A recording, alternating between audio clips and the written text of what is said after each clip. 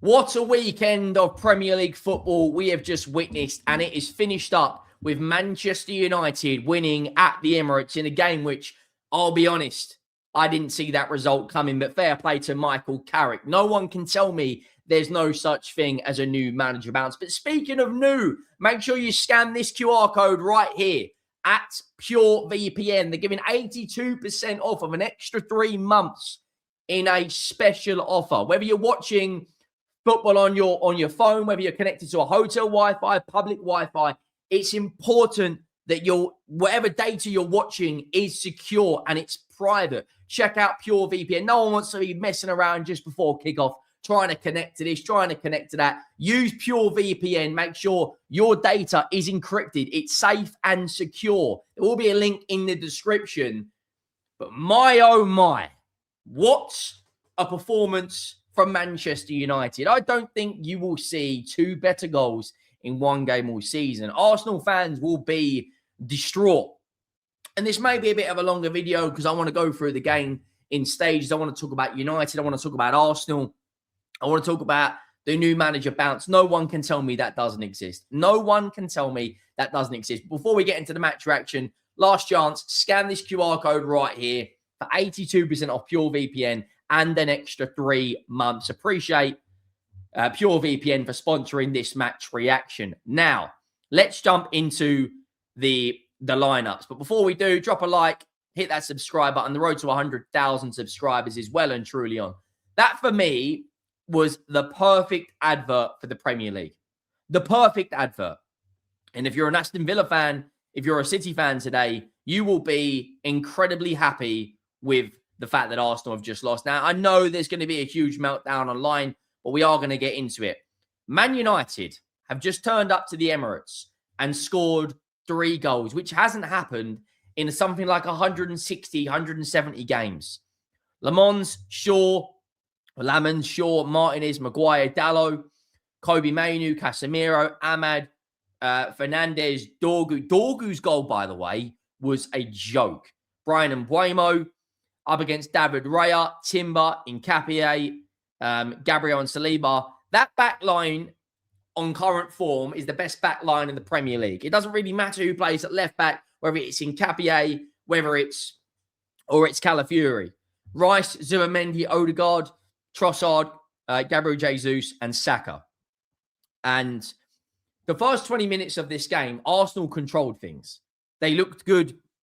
They looked like the intensity was up. After that, Man United grew into the game. And I'll say this right now, right? I will say this. Man United had nothing to lose going into this game. A lot of people were saying it was a free hit. A lot of people were saying Mikel Carrick's out of his depth. What I will say is, you saw the mentality of Mikel Carrick today in the second half, right? Bringing on Benjamin Sesko when you're winning the game or you're drawing the game, winning the game, and you want to go again. Arsenal bounced back. He was going through the jugular. He could sense that Arsenal were nervous. Arsenal, after the 20th minute to half-time, Man United got into the game. They grew. They started getting on the ball more. They started getting more confidence. And Arsenal just let them have it. And to be fair, that has worked majority of the season because of how strong that back line has been. Now, Martin Odegaard, Declan Rice, and Zubimendi may be getting some criticism today because simply that wasn't very good. Let's call it for what it is. They were poor today by their standards. Zubimendi gave the ball away for the first goal. Martin Odegaard, for me, it gets subbed off for Emirates, but neither of them at this moment in time on current form are doing enough to really cement that number 10 role. I'll be honest. I think that Arsenal lacked a killer today. When Gyökeres come on, he looked a bit clunky. Gabriel Jesus looked like good in the combinations for a little bit. But you look at their wide players this season. Saka's got 4 or 2 or 3. No, is it 4 league goals? I think he's got all season. Martinelli hasn't got too many league goals. You know, Trossard hasn't got too many league goals. Gyökeres hasn't got too many. Merino hasn't got too many. They are lacking a bit of a killer. Now, I don't necessarily, I know a lot of people are going to say City are going to run away with the title today, league's done. I don't necessarily subscribe to that. I do think, however, this should be a wake-up call for Arsenal because Leeds United in the next game isn't going to be easy when they're battling and fighting for their lives. Equally, Manchester City could quite easily go and lose to us next Saturday like they normally do. Arsenal beat Leeds and you're back to a 7-point gap. Equally, Aston Villa could win, leapfrog Man City, Arsenal could draw. The Premier League right now is so everyone can beat everyone. And I honestly thought, speaking of beating everyone, that Arsenal would go into this game and beat Manchester United. But fair play. The first goal is an own goal from Martinez. The ball goes across. I think I can't remember who played it, but it was Jeremy Timber and Martinez were kind of locked in together and it just stumbled across the line. But how many clear-cut chances in terms of shots on goal did Arsenal really have? How many one-on-ones did they create? Yes, Saka had a good chance in the second half. He made it out of himself. Eze didn't really do too much. Declan Rice had a shot. It was miles over the bar. They threatened from set pieces like they always do, but they just didn't really look too great, to be honest, today, Arsenal. Manchester United, however, take nothing away from them because they were excellent. The first goal for Man United comes from Zubimendi, completely giving the ball away. Saliba is nowhere near that. Mbeumo runs onto it, or Mbeumo, apologies for the pronunciation, takes it past David Raya and taps it into an empty net. And you look today, Man United had an excellent transfer window in the summer. Mbeumo, apologies, and Cunha today, the two big transfers they made, won them that game today.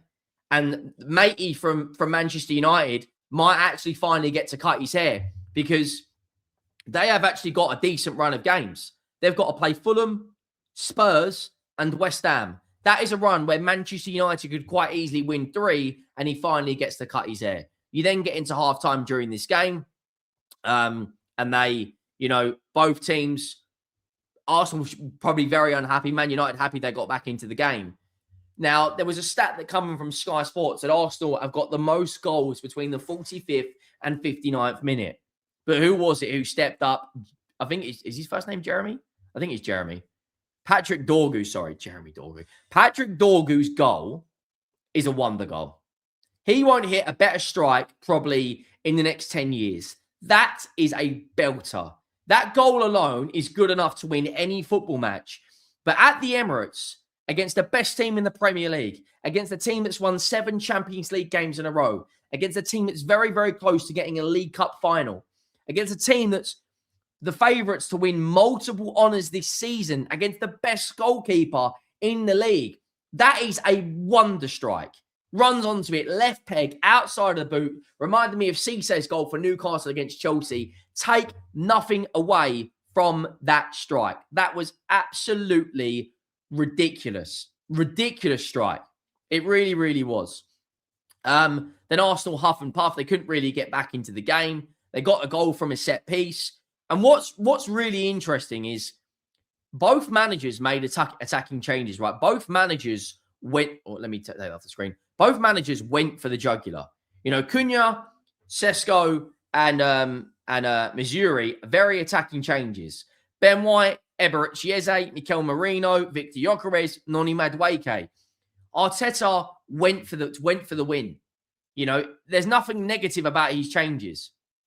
But take nothing away, because Man United, even when conceding a goal from Mikel Merino, the substitute, is bumbled across the line. It's a good ball in from the set piece. Take nothing away from that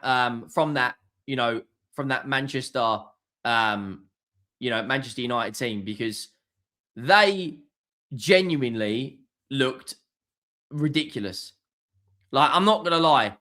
Michael Carrick today deserves huge praise because they go down the other end. He brings on Cunha to win the game and he runs down, takes it past, I can't remember who it was. It might have been Declan Rice, whips it past David Raya.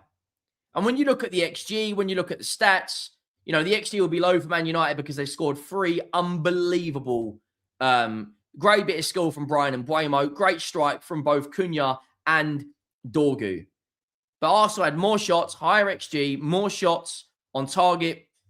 Both had a big chance. Both took the big chance. There will be a lot of pressure on Arsenal now, and there'll be a lot of unhappy fans because that's 3 games in a row in the Premier League without a win. which sounds crazy, but drawing against Nottingham Forest, drawing against Liverpool, beating Chelsea, beating Portsmouth, beating Inter Milan, they're doing well in all the cups.